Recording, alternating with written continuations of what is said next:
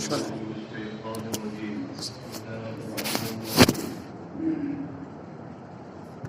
كان الناس أمة واحدة فبعث الله النبيين مبشرين ومنذرين. لوگ ایک امت تھے. کیا مطلب ہے لوگ ایک امت تھے؟ یعنی علی الایمان، سب کے سب لوگ ایمان پر تھے، سب مومن تھے. فاختلفوا بأن آمن بعضهم وكفر بعض. یہ جو فاختلفوا بأن آمن بعضهم وكفر بعض تفسیر کی ہے امام جلال الدین سیوطی نے. یہ بعد میں وما اختلف فیہ، بلکہ اس سے پہلے ہی ہے فیما اختلفوا فیہ. اس سے سمجھ میں آیا کہ بعد میں اختلاف. اور کان الناس امۃ واحدہ کی تعبیر بھی بتا رہی تھی، پہلے سے بعد میں گزر رہا. تو مفسر کہتے ہیں کہ پھر ان میں اختلاف ہو گیا کہ کچھ ایمان لائے اور کچھ کافر ہو گئے. یہ کس وقت کی بات ہے؟ سب سے صحیح تفسیر یہ ہے کہ یہ حضرت آدم کے سے لے کر حضرت نوح کے درمیان کا معاملہ ہے. اس وقت تک اور بھی مختلف روایات ہیں، مگر سب سے مضبوط روایتی مضبوط قول یہی. فبعث اللہ النبیین، تو اللہ نے نبیوں کو بھیجا مبشرین و منذرین، خوشخبری دیتے ہوئے. خوشخبری کسی کو کسی بات کی دی جاتی ہے. یہ دونوں چیزیں یہاں مذکور نہیں ہیں، مفسر نے ان کو ظاہر کیا کہ ایمان والوں کو جنت کی خوشخبری دیتے ہوئے، ومنذرین من کفر بالنار، اور کافروں کو دوزخ سے ڈراتے ہوئے. یہاں بھی وہی بتایا ہے مقولے بھی اور مطالعے. وانزل معهم الکتاب، مفسر کہتے ہیں بمعنی الکتب بالحق. بالحق کو بتا رہے ہیں کہ متعلق ان لوگوں یہ انزلہ سے متعلق ہے. تو اب مطلب کیا ہوا؟ اور نبیوں کے ساتھ اللہ نے، ان نبیوں کے ہمراہ اللہ نے برحق کتابیں اتاری. بالحق برحق کتابیں اتاری، سچی کتابیں اتاری. لِيَحْكُمَ بَيْنَ النَّاسِ فِيمَا اخْتَلَفُوا فِيهِ، تاکہ یہ کتابیں، تاکہ ان کے ذریعے سے لِيَحْكُمَ بِهِ، تاکہ ان کے ذریعے سے لوگوں کے درمیان فیصلہ کرے. فِيمَا اخْتَلَفُوا فِيهِ، اس دین کے معاملے میں جس میں انہوں نے اختلاف کیا. یہ من الدین فیما میں ماں کا بیان ہے. دین کے معاملے میں جو انہوں نے اختلاف کیا ان کتابوں کے ذریعے سے اس کا فیصلہ ہو کہ جو کتابوں کے مطابق ہوگا وہ حق پہ ہے، اور جو کتابوں کے مطابق نہیں ہے وہ ناحق ہے. وَمَا اخْتَلَفَ فِيهِ أَيْ الدِّينِ إِلَّا الَّذِينَ أُوتُوهُ مِن بَعْدِ مَا جَاءَتْهُمُ الْبَيِّنَاتُ. اور یہ خیال کیجئے کہ یہ جو آگے إِلَّا الَّذِينَ أُوتُوهُ آ رہا ہے، الذین اوتوہ یہ اللہ کے بعد مستثنا ہے، مستثنا مفرد ہے. اور من بعد ما جاءتهم البینات بغیا بینہم، اس کا تعلق اختلافہ سے ہے، اوتو سے نہیں ہے. جب اس سے ہے تو اب ترجمہ یہ ہوگا کہ اور دین کے معاملے میں روشن دلیلیں آ جانے کے بعد آپسی حسد یا آپسی سرکشی ہی کی وجہ سے اختلاف نہیں کیا، مگر انہی لوگوں نے کہ جنہیں کتابیں دی گئی تھیں. سمجھ گئے؟ دلیلیں، روشن دلیلیں آ جانے کے بعد آپسی سرکشی کی وجہ سے دین کے معاملے میں اختلاف انہی لوگوں نے کیا کہ جنہیں کتابیں دی گئی. یہ حکم ہوا. اب دیکھیے ان کی تفسیر دیکھیے. فیہ ای دین، اس سے ضمیر کا معنی بتا دیا. الا الذین اوتوہ ای الکتاب، اس سے بھی ضمیر منصوب ہو کا معنی بتا دیا. تو جنہیں کتابیں دی گئی تھیں انہی نے دین کے معاملے میں اختلاف کیا. اختلاف کیا کا کیا مطلب ہے؟ فآمن بعض وکفر بعض. یہ فاعل تفسیریہ ہے، اختلاف فیہ النظام کی تفسیر. تو کچھ ایمان لائے اور کچھ بھی کفر کیا. من بعد ما جاءتهم البینات الحجج الظاہرہ علی التوحید، اس کے بعد کی روشن نشانیاں ان کے پاس آ گئی، یعنی توحید پر کھلی ہوئی دلیلیں ان کے پاس آ گئی. اب یہ بتا رہے ہیں کہ من بعد میں جو من ہے متعلقۃ باختلافہ، یہ من اختلافہ سے متعلق ہے. چونکہ یہ اوتو کے بعد آیا ہے، اختلافہ دور ہے یہاں سے، تو یہ وہم ہو سکتا تھا کسی کو کہ کہیں اوتو سے نہ متعلق ہو، اور اوتو سے متعلق کر دینے میں پھر مفہوم صحیح نہ ہوتا. اس لیے بتا رہے ہیں کہ یہ من اختلافہ سے متعلق ہے. کہتے ہیں اور یہ من ما بعدها مقدم علی الاستثناء فی المعنی، یہ معنی کے اعتبار سے من اور اس کا جو ما بعد ہے یہ معنی کے اعتبار سے استثناء پر مقدم ہے. اسی لیے ترجمہ ہم نے پہلے کیا ہے یہی بتانے کے لیے. بغیم بینہم، آپسی تعصب کی وجہ سے، حسد کی وجہ سے، بغاوت کی وجہ سے، یعنی کافروں کی جانب سے آپس میں حسد کی وجہ سے یا بغاوت کی وجہ سے ان لوگوں نے اختلاف کیا. فَهَدَى اللَّهُ الَّذِينَ آمَنُوا لِمَا اخْتَلَفُوا فِيهِ مِنَ الْحَقِّ بِإِذْنِهِ، تو اللہ تبارک و تعالیٰ نے اپنے حکم و ارادے سے اہل ایمان کو اس حق کی ہدایت دی جس میں ان کا اختلاف ہوا تھا. من الحق میں من بیانیہ ہے، بیان کے لیے ہے. لما اختلفوا میں ماں کا بیان ہے، اور بےدنی کے بعد بےرادتی کر کے اضافہ کے معنی مرادی بتا دی. واللہ یہدی من یشاء الی صراط مستقیم، اور اللہ جسے ہدایت دینا چاہتا ہے اسے سیدھی راہ یعنی راہ حق کی ہدایت دے دیتا ہے. یشاء کے بعد ہدایت وہ نکال کر کے اس کا مفعول بھی بتایا، اور یہ تو واضح ہی ہے. آگے جو آیت آ رہی ہے ام حسبتم ان تدخلوا الجنة ولما يأتكم مثل الذين خلوا من قبلكم، اس آیت کی شان نزول بتا رہے ہیں. کہہ رہے ہیں وَنَزَلَ فِي جَهْدِ نَصَارَى الْمُسْلِمِينَ، یہ آیت ان پریشانی کے بارے میں نازل ہوئی جو پریشانی مسلمانوں کو پہنچی تھی. کس موقع پہ پریشانی؟ تو مختلف موقعوں پہ آئی. حاشیہ نمبر 4 دیکھ لیجیے گا. مختلف اقوال ہیں کہ غزوہ خندق کے موقع پہ جو پریشانی آئی تھی، اور ایک قول ہے کہ غزوہ احد کے موقع پر جو پریشانی آئی تھی، اور ایک قول یہ ہے کہ جب مکہ میں مشرکین نے ابتدائی زمانے میں مسلمانوں کو پریشان کیا تھا اور پریشانی آئی تھی. الگ الگ اقوال ہیں مختلف. اسی لیے مفسر نے ان میں سے کسی کی تائید نہیں کی، بس ایک عام بات ہے کہ مسلمانوں کو جو پریشانی لاحق ہوئی اس سلسلے میں آیت نازل ہوئی. ام حسبتم ان تدخلوا الجنة ولما يأتكم مثل الذين خلوا من قبلكم، ان کی تفسیر میں کہہ رہے ہیں بل احسبتم.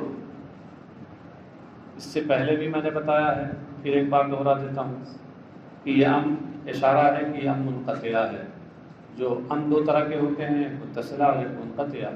ام منقطعہ جو ہوتا ہے وہ بل مال حمزہ کے معنی میں ہوتا ہے، تو بل آ کر کے یہ اشارہ کیا ہے کہ ام منقطعہ ہے. بلکہ کیا تم نے یہ گمان کر رکھا ہے کہ تم جنت میں جاؤ گے؟ ولما یاتکم مثل الذین خلوا من قبلکم، جبکہ تم تک ابھی اس جیسی پریشانیاں نہ آئیں کہ جو تم سے پہلے والے لوگوں کے پاس آئی تھی. لما کے بعد لم نکال کر اشارہ کیا کہ جس طرح لم یہ نفی کے کا معنی دیتا ہے کہ مضارع پہ داخل ہوتا ہے، اور ماضی منفی کے معنی میں کر دیتا ہے. لما بھی یہی کرتا ہے، بالکل مکمل اس کی تعبیر نہیں ہے، وہ فرق تو آپ نے نحو کی کتاب میں جانا ہے کہ لما استغراق نفی کے لیے آتا ہے، لم میں استغراق نفی نہیں ہوتا، لیکن اتنے معنی میں دونوں مشترک ہیں کہ دونوں اپنے مدخول مضارع کو ماضی منفی کے معنی میں کر دیتے ہیں اور دونوں جزم دیتے ہیں، اتنے میں یہ مشترک ہے۔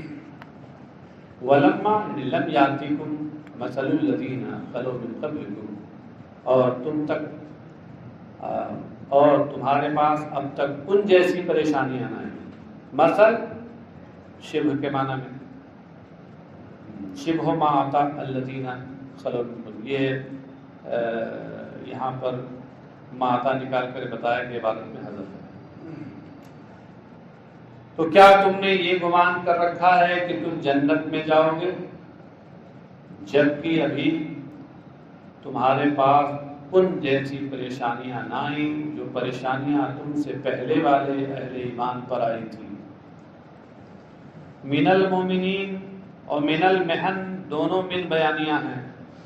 پہلا والا جو من المومنین ہے یہ بیان ہے الذین خلو کا، اور من المحن یہ بیان ہے مثل کا، مثل الذین، سمجھ گئے؟ محن محنتن کی جمع جس کے معنی پریشانیاں، فتصبروا کما صبروا، کہ تم صبر کرتے جیسے انہوں نے صبر کیا۔ کیا مطلب ہے کہ بغیر امتحان دیے ہوئے اور بغیر پریشانی میں پڑے ہوئے کیا تم چاہتے ہو کہ تم گمان کرتے ہو کہ جنت میں چلے جاؤ گے؟ ایسا نہیں ہوگا۔ ہاں، العطایا علی متن البلایا، عطیات اور داد و دہش یہ آزمائشوں کی پشت پر ہوتی ہے۔ آزمائشوں کی پشت پر سوار ہو کے پریشانیاں جھیلو گے تو عطیات ملیں گے۔ بی اے اور ایم اے کا امتحان دو گے تو اس کا تم کو سند اس کی ملے گی۔ اب تم چاہو کہ ہم کے جی میں پڑھیں اور بی اے کی سند مل جائے، کیسے مل جائے گی؟ کچھ نہ پڑھیں اور سند مل جائے سب ہم کو، یہ کیسے ہو سکتا؟ مستہم البأساء والضراء، مستہم اس کہتے ہیں جملۃ مستانفہ مبینۃ لما قبلہا، یہ جملہ مستانفہ ہے جو اپنے ما قبل کو بیان کرنے والا ہے۔ مطلب کیا ہے؟ یعنی اوپر یہ آیا کہ کیا تم نے گمان کر رکھا ہے کہ یوں ہی جنت میں داخل ہو جائے گے، پریشانی میں نہیں پڑو گے جیسے پہلے کے لوگ پریشانی میں پڑے؟ تو سوال یہ ہوا کہ پہلے کے لوگ کیا پریشانی میں پڑے تھے؟ اس کا جواب ہے جملہ مصانفہ کے طور پہ مستہم البأساء والضراء، کہ انہیں سخت تنگ حالی اور سخت بیماری ان پر آئی۔ الباسا اس کا کے معنی خود بتا دیے، شدت الفقر۔ الضراء اس کے معنی خود بتا دیے، بیماری یعنی سخت بیماری۔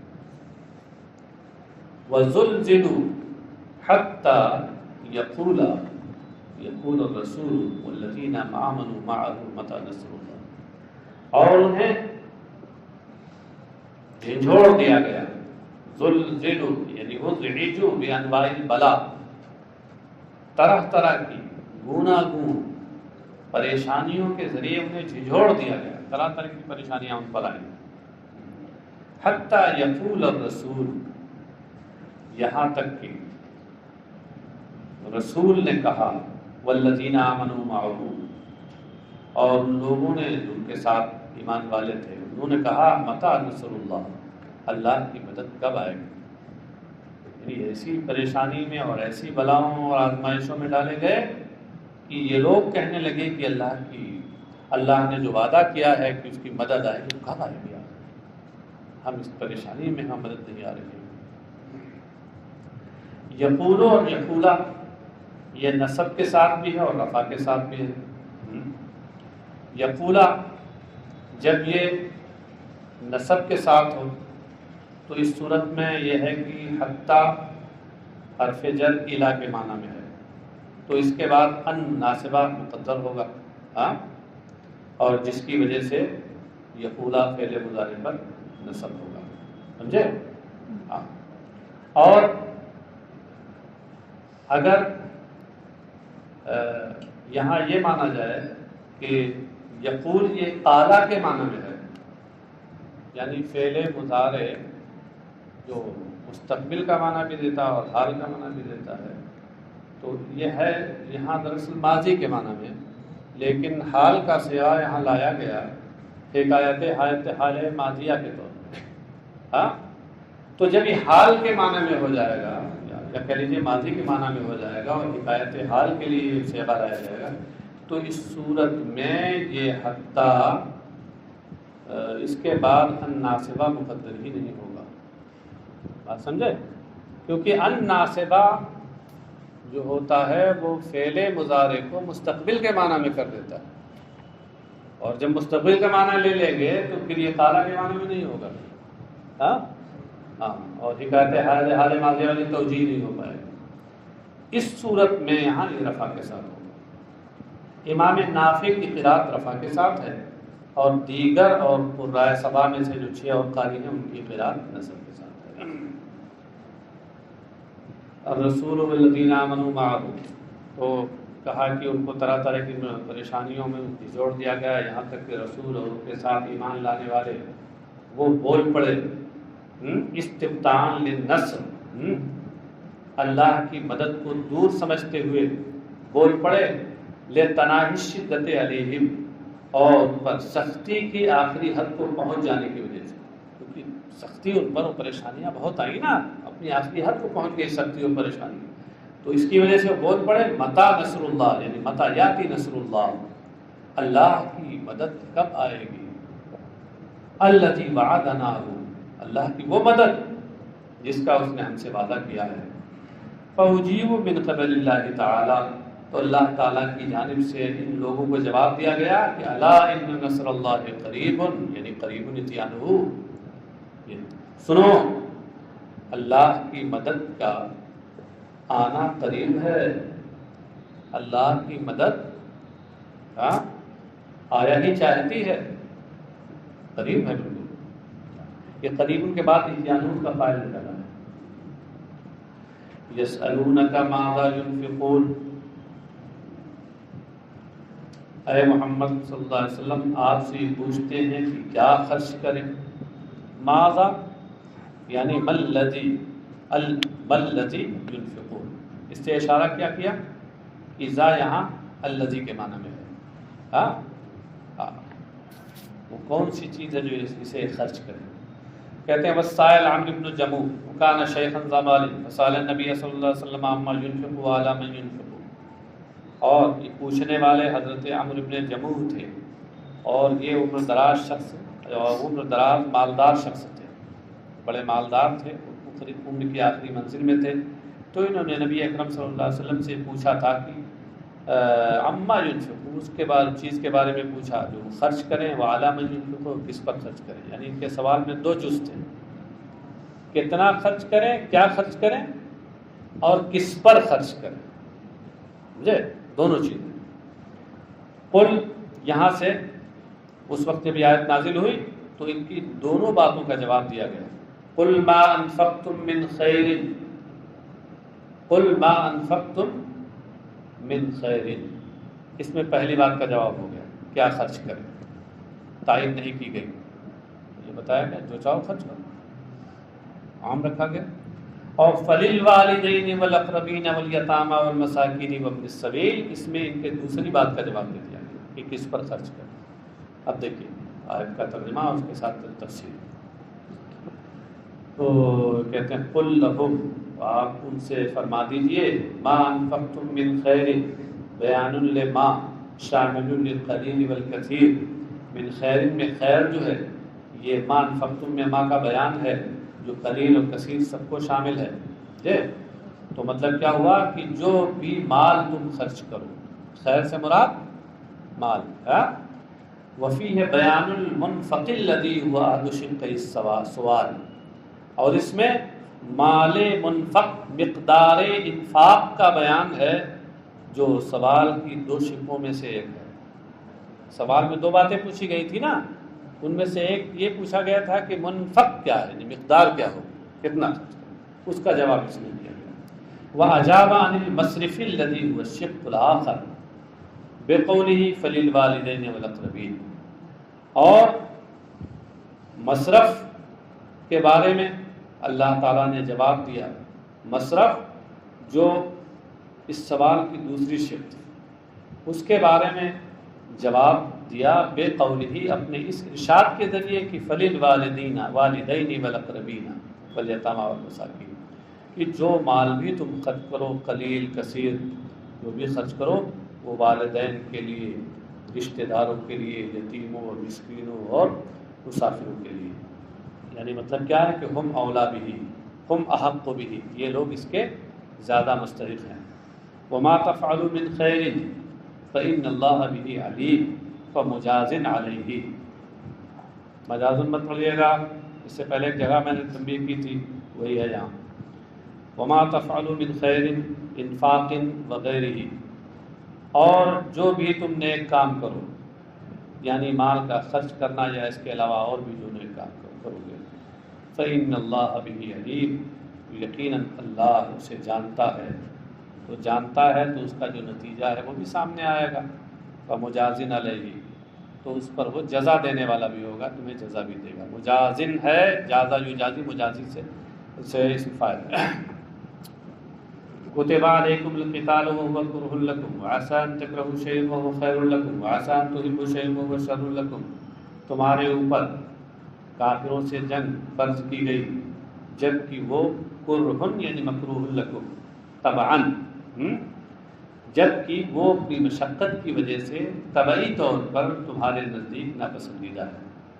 تو کرہن مصدر بمعنی اس میں مفعول ہے بطور مجاز مرسل، جیسے خلق بمعنی مخلوق، خبز بمعنی مخبوز، پیچھے دیکھیں معاشی نے لکھا ہے وعسى ان تکرہوا شیئا وهو خیر لکم، ہو سکتا ہے تو کسی چیز کو تم ناپسند کرو جبکہ وہ تمہارے لیے بہتر ہو، اور یہ بھی ہو سکتا ہے کہ کسی چیز کو تم پسند کرو وہ تمہارے لیے بری ہو۔ لمیل النفس الى الشہوات الموجبۃ لہلاکها ونفورها عن التکلیفات الموجبۃ لسعادتها، کیونکہ نفس ان خواہشات کی طرف مائل ہوتا ہے جو اس کی ہلاکت کا موجب ہوتے ہیں۔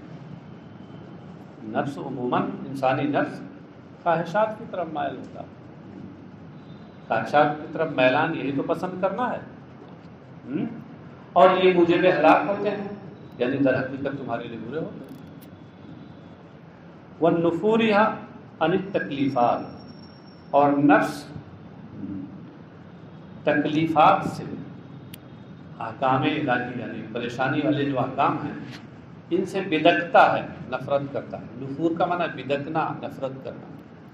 الموجبہ لسعادتها، ان تکلیفات سے بدکتا اور نفرت کرتا ہے جو اس کی سرخروئی اور اس کی کامیابی کا موجب ہے، نفس کی کامیابی اور سرخروئی کا موجب ہے۔ فَلَعَلَّ لَكُمْ فِي الْقِتَالِ وَإِن كَرِهْتُمُوهُ خَيْرًا فَلَعَلَّ لَكُمْ خَيْرًا، لعلہ کا اسم مؤخر ہے خیرًا، اور آگے اسی طرح کی ترکیب اور آ رہی ہے نیچے، وفی ترکہ وإن أحببتموه شرًا، یعنی لعل فی ترکہ شرًا۔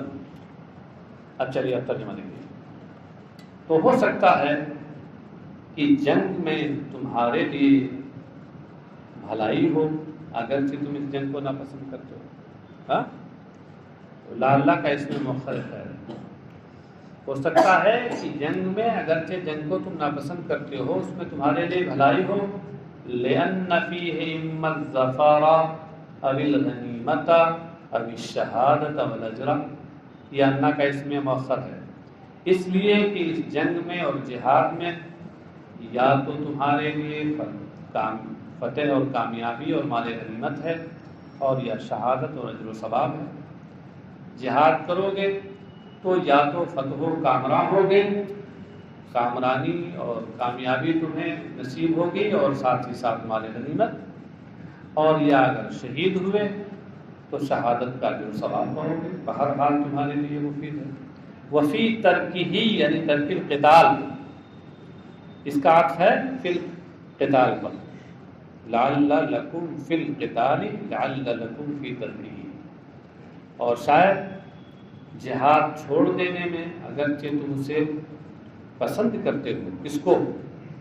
چھوڑنے کو اس کو پسند کرتے ہو، شاید اس کے چھوڑ دینے میں تمہارے لیے برائی یعنی تمہارا نقصان ہو۔ لأن فيه الذل والفقر والمحنہ، نہیں کیا ہے جی حرمان، حرمان الاجری، حرمان محن نہیں، حرمان الاجری مٹا ہوا اس کو بنا لیجیے گا، اس لیے کہ اس میں ذلت و رسوائی اور غربت اور اجر و ثواب سے محرومی ہے۔ حرمان الاجر۔ واللہ یعلم وانتم لا تعلمون، اللہ جانتا ہے، یعلموں کا مفعول بھی محذوف ہے، اس کو ظاہر کیا مفسر نے، اللہ اسے جانتا ہے جو تمہارے لیے بہتر ہے، وانتم لا تعلمون ذالک، اور تم اسے نہیں جانتے، فبادروا الی ما یامرکم بہ، تو پھر تمہیں جس بات کا وہ حکم دیتا ہے اس کی طرف تم سبقت کرو۔ آگے جو آیت آ رہی ہے یسألونک عن الشہر الحرام قتال فیہ، کہ آپ لوگ سے ماہ حرام میں جنگ کے بارے میں پوچھتے ہیں، کوئی قتال فیہ کبیر، یہ جو آگے آیت آ رہی ہے اس کی شان نزول بتا رہے ہیں کہ ارسل النبی صلی اللہ علیہ وسلم اول سرایاہ وامر علیہا عبد اللہ بن جہش فقاتلوا المشرکین وقتلوا ابن الحضرمی فی آخر یوم من جمادی الآخرہ۔ نبی اکرم صلی اللہ علیہ وسلم نے سب سے پہلا سریہ روانہ فرمایا۔ سریہ علماء سیر کی اصطلاح میں اس ٹکڑی کو کہتے ہیں، اس فوج کو کہتے ہیں جس میں نبی اکرم صلی اللہ علیہ وسلم بنفس نفیس شامل نہ ہوں،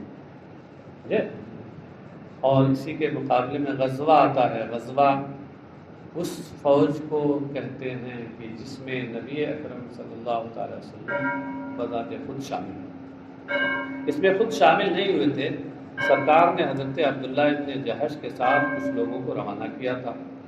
یہ اس وقت کا معاملہ ہے جب جنگ بدر سے پہلے یہ قریش کے لوگ شام کے تجارتی سفر پہ گئے تھے اور وہاں سے بہت سا مال لے کر کے آ رہے تھے واپس، تو اس وقت سرکار نے ان سے کہا کہ جاؤ ذرا سا پتہ لگاؤ جا کے خبر لو کی کیا۔ تو انہوں نے خبر لینے کا مطلب کچھ اور سمجھ لیا، زیادہ خبر لے لی، گئے وہاں اور اس کے بعد حملہ کر دیا اور ابن حضرمی جو اس قافلے کا سردار تھا اس کو مارا اور لوگوں کو زخمی کیا اور سب مال غنیمت لے کے چلے آئے، سمجھے؟ جب مال غنیمت لے کے چلے آئے تو اس وقت چونکہ وہ تاریخ جو تھی وہ ماہ جمادی الآخرہ کی آخری تاریخ تھی، در حقیقت نہیں، وہ رجب کی پہلی تاریخ تھی، اور ان لوگوں نے چاند دیکھا نہیں تھا تو یہ سمجھے کہ جمادی الآخرہ کی آخری تاریخ ہے، ابھی شہر حرام شروع نہیں ہوا، لہذا ابھی جنگ آج سورج ڈوبنے تک ہمارے لیے موقع ہے کہ ہم جنگ کر لیں، اور ان سے چنانچہ یہ سوچ کر کے اور انہوں نے جنگ کی، اور اس کے کا جو سربراہ تھا عبداللہ ابن حضرمی اس کو مارا اور سب مال لے کے آ گئے، اور جب یہاں آئے ادھر کفار مکہ کو معلوم ہوا تو کہنے لگے یہ دیکھیے مسلمان کتنے گزر گئے، ساری اخلاقیات بالائے طاق رکھتی، یہ اشہر حرم جن کو سارے عرب محترم سمجھتے تھے اور اس میں جنگ بندی کا اعلان رہتا تھا، جنگ بندی ہوتی رہتی تھی، جنگ نہیں ہوتی تھی، دیکھیے اس میں بھی انہوں نے جنگ کر لی۔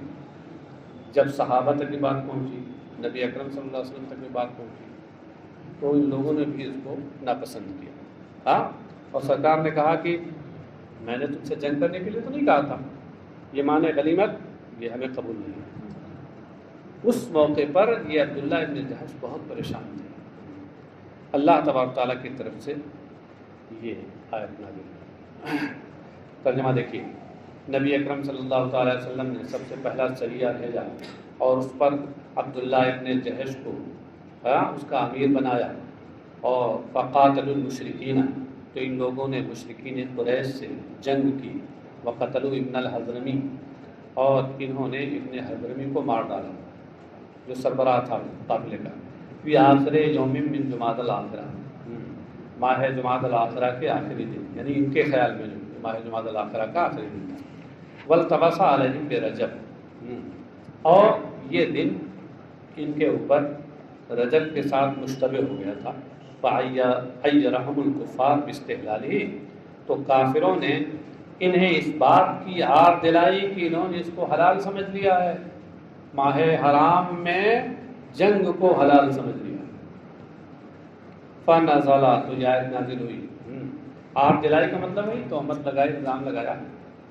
یسألونک عن الشہر الحرام المحرم قتال فیہ، یہ قتال فیہ یہ بدل استعمال ہے الشہر الحرام سے، اور حرام محرم کے معنی میں ہے بطور مجاز مرسل، یہ آپ سے ماہ حرام میں جنگ کے بارے میں پوچھتے ہیں، قل لہم قتال فیہ کبیر، آپ ان سے کہہ دیجئے کہ ماہ حرام میں جنگ کرنا یہ بہت بڑی بات ہے۔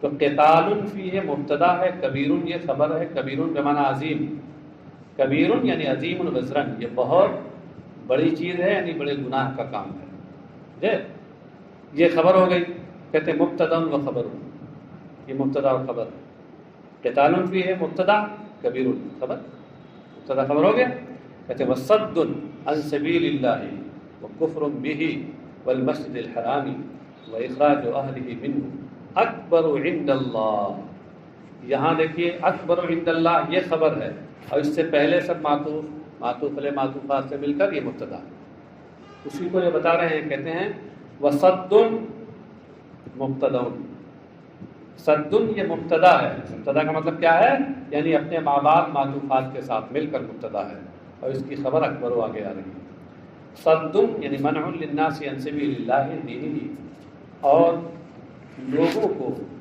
اللہ کے راستے سے مراد ہے اللہ کے دین سے روکنا، وکفر بہ اے باللہ، اور اللہ کے ساتھ کفر کرنا، والمسجد الحرام یعنی وصد عن المسجد الحرام، اشارہ کیا کہ مسجد الحرام کا بھی میں ہاں پر نہیں ہے بلکہ یہ سبیل اللہ پر ہے، اس سے مطلب یہ ہوا، اور مسجد حرام یعنی مکہ سے روکنا، وَإِخْرَاجُ أَهْلِهِ مِنْهُ، اور وہاں کے رہنے والوں کو وہاں سے باہر نکالنا، یہ وہاں کے رہنے والے کون ہیں جن کو باہر نکالا گیا تھا، وَهُمُ النَّبِيُّ صلی اللہ علیہ وسلم اور المؤمنون، یہ نبی اکرم صلی اللہ علیہ وسلم اور دیگر اہل ایمان ہیں، تو کہا گیا کہ یہ ساری چیزیں اکبرو کو کہتے ہیں خبر المبتدا، اس مبتدا کی یہ خبر ہے، اکبر یعنی اعظم وزرا عند اللہ، یہ اللہ کے نزدیک یہ ماہ حرام میں جنگ کرنے سے بھی کہیں زیادہ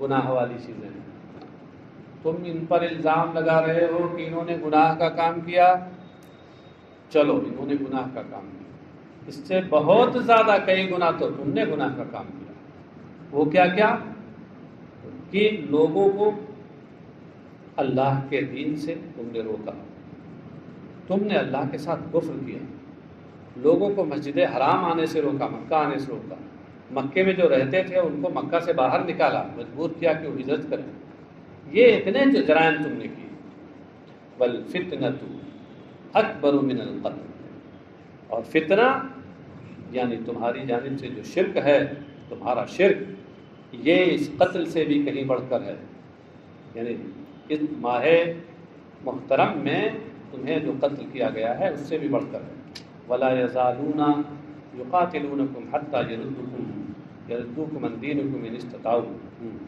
اور یہ کفار اے اہل ایمان، یقاتلونکم میں کم جو ضمیر ہے اس میں خطاب کس سے ہے یہ بتانے کے لیے ایھا المؤمنون نکالا کہ اہل ایمان یہ کفار تم سے جنگ کرتے رہیں گے، حتی یردوکم عن دینکم، حتیٰ کے بعد کئی نکال کر یہ بتایا کہ یہاں یہ سببیہ والے معنی میں ہے، تاکہ تمہیں تمہارے دین سے پھیر دیں، الی الکفر، کفر کی طرف پھیر دیں، ان استطاعوا، اگر ان کا بس چلے، اگر ان کی طاقت ہو، ومن یرتد منکم عن دینہ فیمت وہو کافر فاولئک حبطت اعمالهم فی الدنیا والآخرہ، اور تم میں سے جو دین سے پھر جائے اور پھر کفر کی حالت میں مرے، فاولئک حبطت اعمالهم فی الدنیا والآخرہ، تو یہی وہ لوگ ہیں کہ دنیا اور آخرت میں جن کے اعمال اکارت ہو گئے یعنی باطل ہو گئے. اعمال یعنی اعمال صالحہ، اعمال میں جو اضافت ہے برائے خارجی ہے، اعمال سے مراد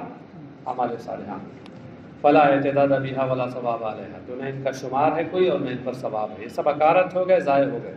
ہاں اب یہاں آپ دیکھیے یہ کہتے فیمت وہو کافر، تو کفر کی حالت میں مرے. تو کفر کی حالت میں مرنا یہاں وہ ہوا کافر، موت کو حالت کفر کے ساتھ مقید کیا گیا، کیونکہ حال ذوالحال کے لیے قید بنتا ہے. سمجھے؟ جب قید بنتا ہے تو یہ مفسر چونکہ شافعی ہیں تو مذہب شافعی بیان کرتے ہوئے کہتے ہیں کہ وَالتَّقْیِیدُ بِالْمَوْتِ عَلَیْهِ یُفِیدُ أَنَّهُ لَوْ رَجَعَ إِلَى الْإِسْلَامِ لَمْ يَبْطُلْ عَمَلُهُ، اور موت کے ساتھ مقید کرنا اس بات کا فائدہ دیتا ہے، کفر کی حالت میں موت کے ساتھ مقید کرنا اس بات کا فائدہ دیتا ہے کہ اگر وہ اسلام کی طرف لوٹ آتے تو ان کا عمل ضائع نہ ہوتا. یہ نہ کہا گیا آیت میں کہ کفر کی حالت جو دین میں سے پھر جائے اور کفر کی حالت میں مرے تو اس کے سارے اعمال اکارت ہوئے. اس سے کیا پتہ چلا کہ اگر کفر کی حالت میں نہ مرے تو اس کے اعمال اکارت نہیں ہوں گے. تو کہ یفید انہ لو رجع الی الاسلام لم یبطل عملہ، اس بات کا فائدہ دے رہا کہ اگر وہ اسلام کی طرف لوٹ آئے تو ان کا عمل باطل نہیں ہوگا. فیصاب علیہ، تو اس عمل پر وہ ثواب پائیں گے. ولا یعیدہ، اس عمل کو اس کا اعادہ نہیں کریں گے. مثلا حج، وعلی الشافعی، اور یہی امام شافعی کا مذہب ہے. مذہب بتا رہا ہوں، پریشان نہ ہوئیے. واولئک اصحاب النار هم فیہا خالدون، اور یہی لوگ دوزخی ہیں اور اس میں ہمیشہ رہیں گے. اس سلسلے میں امام شافعی اور امام اعظم ابو حنیفہ کے مذہب میں اختلاف ہے کہ اگر کوئی شخص مرتد ہو جائے تو مرتد ہو جانے کے بعد اس کے جو اعمال صالحہ ہوتے ہیں ان کا کیا حکم ہے. ہاں امام اعظم ابو حنیفہ رحمہ اللہ کے نزدیک مرتد ہوتے ہی اس کے اعمال ضائع اور اکارت ہو گئے، بیکار ہو گئے، دنیا کے حکم میں بھی اور آخرت کے حکم میں.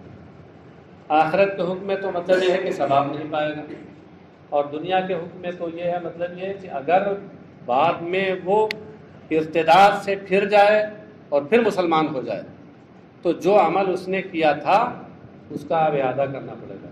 مثلا حج کر چکا تھا پہلے، جسے یہاں مثلا حج کہا ہے، حج کر چکا تھا پہلے، فریضہ حج ادا کر چکا تھا، اور معاذ اللہ مرتد ہو گیا اور پھر اللہ نے توفیق دی، ایمان لے آیا پھر، تو اب امام شافعی کے یہاں حج کا اعادہ نہیں ہے.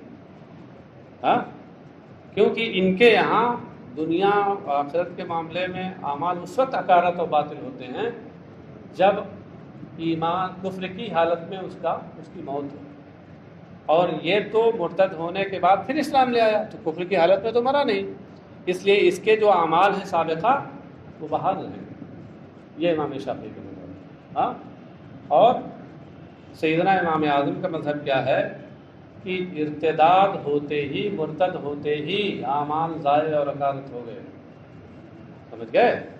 اب کیا ہے کہ اگر اس نے حج کیا تھا، اعمال اس کا حج برباد ہو گیا جیسے مرتد ہوا، اب اگر پھر وہ مسلمان ہو جائے تو دوبارہ اس کو حج کرنا پڑے گا. سمجھے؟ دوسری اس کی مثال فرض کیجئے عشاء کے ابتدائی وقت میں، عشاء کا وقت لمبا ہوتا ہے، عشاء کے ابتدائی وقت میں وہ معاذ اللہ مرتد ہو گئے. ہاں اور اس کے بعد پھر ابھی عشاء کا وقت، اچھا ہاں نہیں، پہلے عشاء کی نماز اس نے پڑھی تھی، عشاء کی نماز ادا کر لی تھی، اور ادا کرنے کے بعد اب مرتد ہو گیا، اور اس کے بعد پھر اللہ نے توفیق دی، عشاء ہی کے وقت میں پھر وہ ایمان لے آیا. سمجھ گئے؟ تو اب کیا ہے، امام شافعی کے نزدیک عشاء کی نماز کا اعادہ اس پر نہیں ہے، وہ سابقہ جو عشاء کی نماز ہے وہ بحال ہے. امام اعظم کے نزدیک عشاء کی قضا، عشاء پھر اسے پڑھنا ہے، قضا کی ادا ہی رہے گی، جو وقت ابھی باقی ہے وہ ادا ہی رہے گی، دوبارہ پڑھنا ہے اسے. سمجھ گئے؟ امام شافعی اس آیت سے استدلال کرتے ہیں. امام اعظم کس آیت سے استدلال کرتے ہیں کل بتاؤں گا.